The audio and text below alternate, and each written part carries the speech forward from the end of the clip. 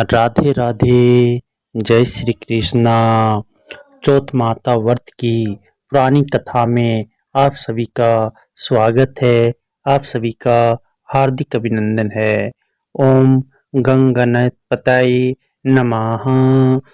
प्रत्येक माह कृष्ण पक्ष के चतुर्थी के दिन संकट चतुर्थी तथा चौथ माता का व्रत किया जाता है।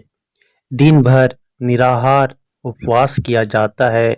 चंद्रोदय होने पर अर्घ्य देकर तथा गणेश जी एवं चौथ माता की पूजा करके लड्डू का भोग लगाकर भोजन करते हैं। बैसाख कृष्ण चतुर्थी से ही चौथ माता का व्रत प्रारंभ करते हैं। श्री गणेशाय नमः। एक समय की बात है कि विष्णु भगवान का विवाह लक्ष्मी जी के साथ निश्चित हो गया। विवाह की तैयारी होने लगी तभी देवताओं को निमंत्रण भेजे गए, परंतु गणेश जी को निमंत्रण नहीं दिया। कारण जो भी रहा हो, अब भगवान विष्णु की बारात जाने का समय आ गया। सभी देवता अपनी पत्नियों के साथ विवाह समारोह में आए। उन सब ने देखा कि गणेश जी कहीं समारोह में नहीं आए हैं, दिखाई नहीं दे रहे हैं। तब वे आपस में चर्चा करने लगे कि क्या गणेश जी को नहीं नेता है या स्वयं गणेश जी ही नहीं आए हैं। सभी को इस बात पर आश्चर्य होने लगा। तभी सबने विचार किया कि विष्णु भगवान से ही इसका कारण पूछा जाए। विष्णु भगवान से पूछने पर उन्होंने कहा कि हमने गणेश जी के पिता भोलेनाथ महादेव को न्योता भेजा है। यदि गणेश जी अपने पिता के साथ आना चाहते हैं तो या जाते, अलग से नेता देने की कोई जरूरत भी नहीं थी।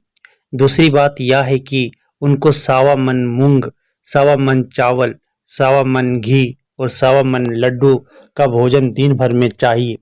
यदि गणेश जी नहीं आएंगे तो कोई बात नहीं, दूसरे के घर जाकर इतना सारा खाना पीना अच्छा भी नहीं लगता।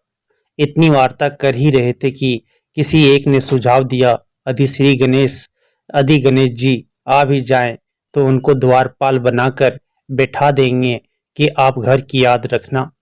आप तो चूहे पर बैठकर धीरे धीरे चलोगे तो बारात से बहुत पीछे रह जाओगे।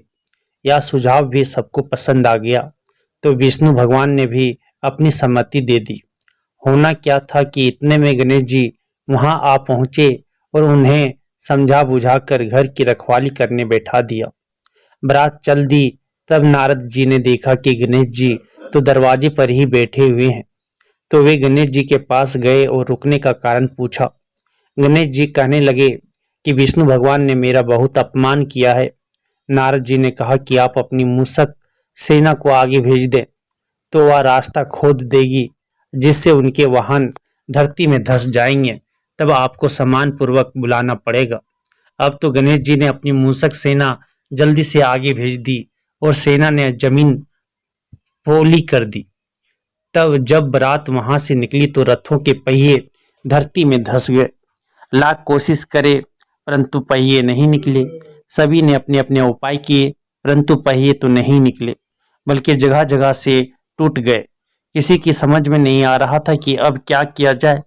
तब तो नारद जी ने कहा, आप लोगों ने गणेश जी का अपमान करके अच्छा नहीं किया। यदि उन्हें मना कर लाया जाए तो आपका कार्य सिद्ध हो सकता है और यह संकट टल सकता है। शंकर भगवान ने अपने दूत नंदी को भेजा और वे गणेश जी को लेकर आए। गणेश जी का आदर सम्मान के साथ पूजन किया। तब कहीं रथ के पहिए निकले। अब रथ के पहिए निकल को गए परंतु वे टूट फूट गए, तो उन्हें सुधारे कौन।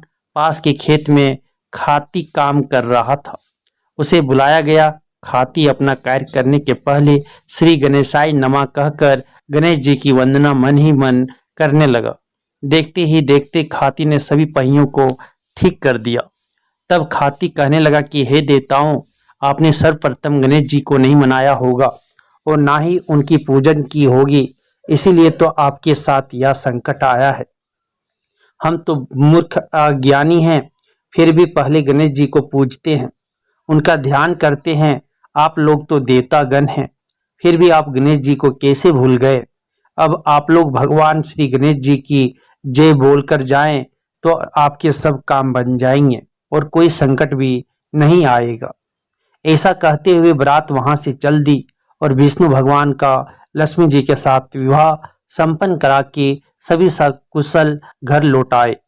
हे गणेश जी महाराज, आपने विष्णु को जैसे कारज सरायो वैसे कारज सबको सिद्ध कर जो। बोले बोलो गजानन भगवान की जय। राधे राधे। जय श्री कृष्णा।